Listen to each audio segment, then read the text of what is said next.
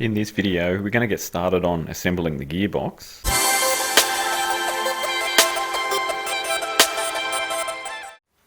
Okay, so with the gearbox, what I've done, I've disassembled the entire thing. I also have a lot of parts left over from other projects. I'll start off by reinserting the main selector pin. I'll use some silicone or some Permatex on that to make sure it doesn't leak oil. And then start assembling all the mechanism for the gear selectors, and then work out the best option for these shafts. One advantage is these are all been cleaned up, checked, ready to go. All of the other parts for the gearbox are sort of just sitting here. Okay, so I've assembled the gear selector mechanism and the forks, that's all in there now.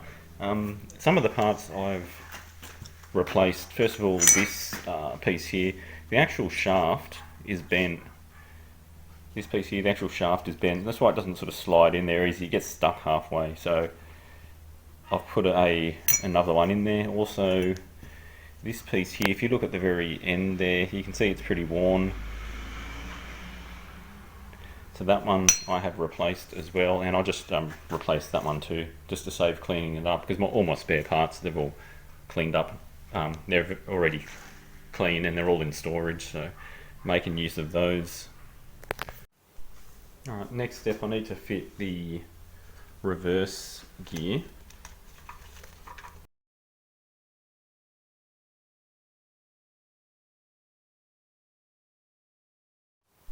Okay, next step, I need to get this oil strainer installed. This again, it's not the original one. The original one is not the best, but this one's been cleaned up and it's ready to go. So that'll just sit in there for now, and then the actual connection hose, or this pipe, there's an O-ring on there. I've put a bit of grease on the O-ring, and then when I'm ready to install that, I will go ahead and do that. Okay, so the next step, we can go ahead and put the main shaft in. Again, this one is not the original one, it's one that's been reconditioned. So it's already been built, and I've just sort of had it sitting around waiting for it to be used. Okay.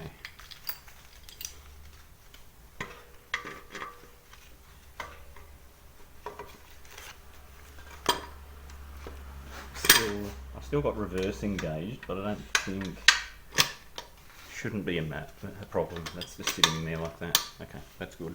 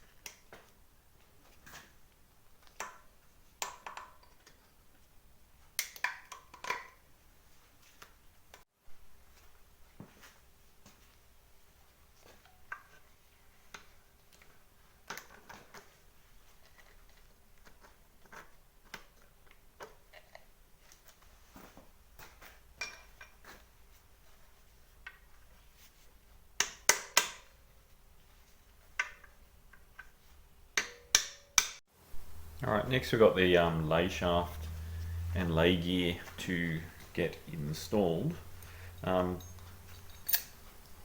This actual the lay shaft, that's a brand new piece I've installed, and the actual lay gear is not the original one for this gearbox. Again, it's a replacement from a previous one.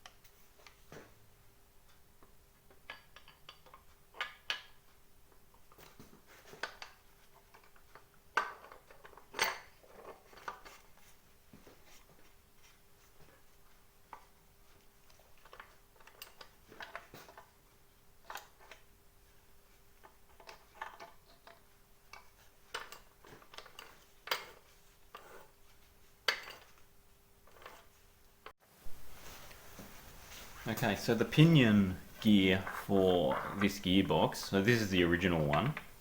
So on a Moke, common ratio is 15 to 64, so 15 teeth on this pinion gear and 64 on the actual differential crown gear.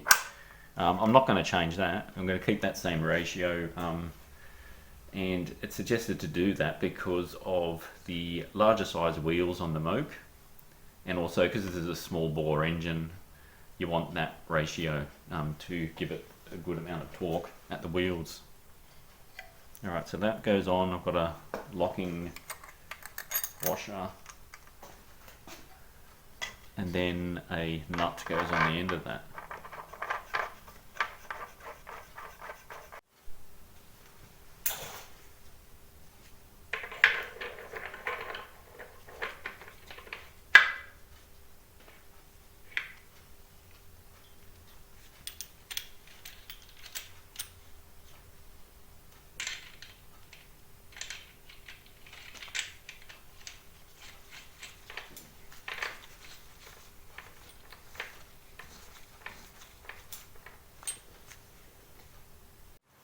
Okay, so we're going to start rebuilding the differential. Just to show you how some of these parts wear a fair bit. There's the original washer, or what's left of it. Got a replacement.